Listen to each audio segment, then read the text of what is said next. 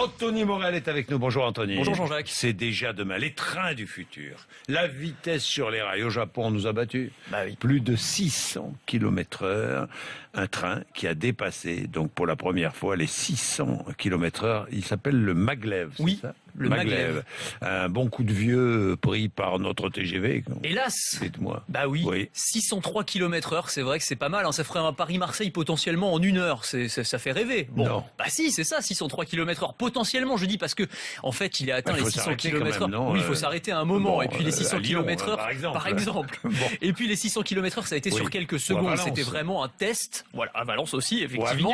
Ou on peut s'arrêter partout. Non mais si vous voulez, à ce moment-là. Mais voilà, bon. En tout cas, les 600 km/h, ils ont été atteints pendant quelques secondes. Ça a été suffisant pour battre ce record du monde. Le TGV est pas ridicule quand même. Hein. Pour mémoire, le record est à 575 km/h. On n'est pas très loin derrière. Mais bon, on est à 300 en exploitation commerciale et on peut atteindre 575. Exactement. Donc c'est pas mal. Alors ce Maglev, c'est une technologie un petit peu particulière. Ce train, en fait, il ne roule pas, il vole, ou en tout cas, il flotte, il lévite. Maglev, ça veut dire magnetic levitation. C'est un train à sustentation électromagnétique. En gros, c'est le principe des aimants qui se repoussent. Vous avez le rail, vous avez le train, les deux se repoussent mutuellement. Du coup, vous n'avez plus du tout de frottement entre les roues et le rail, et ça permet d'aller à des vitesses hallucinantes, à plus de 600 km/h.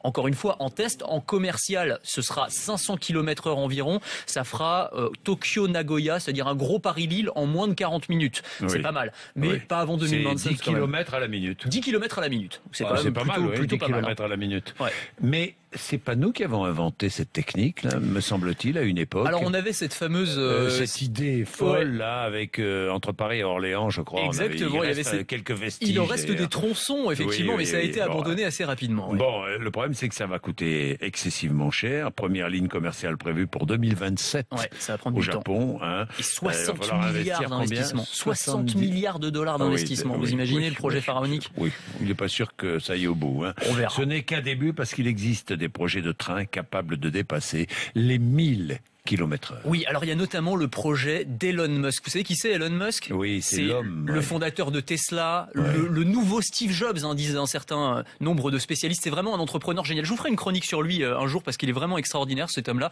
Il a inventé un Américain et il a inventé l'Hyperloop. Il voit ça comme le 5e moyen de transport après l'avion, le train, le bateau et la voiture. L'Hyperloop, c'est une sorte de train amélioré. En fait, ce sont des petites capsules qui circuleraient dans un tube sur des coussins d'air, en fait. Et à très très haute vitesse, à 1200 km/h. Vous imaginez? Donc on prendrait ça comme un moyen de transport collectif, quoi, si vous voulez, comme le bus ou le tramway.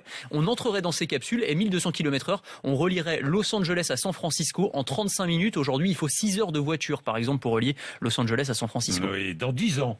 Dans 10 ans, c'est ce qu'il imagine. Oui. Donc mais moi, j'aime bien regarder le paysage.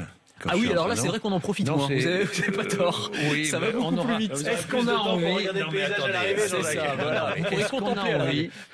Franchement, est-ce que vous avez envie d'aller si vite? Oui, Jean-Jacques. Oui. Mais pourquoi? Mais Jean-Jacques, mais ça sert à quoi? Vous posez pas la question en avion, vous avez quand même envie d'arriver plus vite.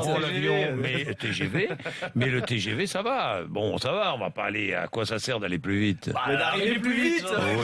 Non, mais il n'y a même pas de débat. Non, je suis pas d'accord. Il y a débat, dites-nous. Tiens, 3216 rmc.fr. Est-ce que vous êtes d'accord avec moi? Oui, c'est vrai. Est-ce que vous êtes d'accord avec moi ou pas? Tranquillement. Allez. Un petit San Francisco, New York à vélo, Jean-Jacques. Des ingénieurs chinois travaillent même sur un projet de train futuriste plus rapide que le Concorde. Ils seraient capables de relier Paris à Moscou en 1 heure. Alors là, c'est presque de la science-fiction. C'est extraordinaire. C'est ce qu'on appelle les vac trains, les vacuum trains, c'est-à-dire des trains sous vide. Le principe, c'est qu'on prend un train, on le met dans un tube hermétique où on supprime l'air, en fait. On réduit la pression atmosphérique, on la divise par 10. Et ce que ça crée, eh bien, comme il n'y a plus d'air, il n'y a plus de résistance à l'air, et donc le train va atteindre une vitesse stratosphérique, 3000 km/h potentiellement. Le Concorde, c'était un peu plus de 2000 en vitesse de pointe, pour info. Donc voilà, 3000 km/h, c'est-à-dire à Paris-Moscou en l'espace d'1 heure, en gros, voilà. Ça va pas arriver, ce sera dans des décennies, hein, évidemment. On n'en est vraiment pas là. Enfin, moi, je verrai pas, peut-être vous, lorsque vous serez bien vieux. Lorsque vous serez bien vieux, peut-être que... Moi, je montrerai jamais là-dedans. Mais vous ne montrez jamais là-dedans.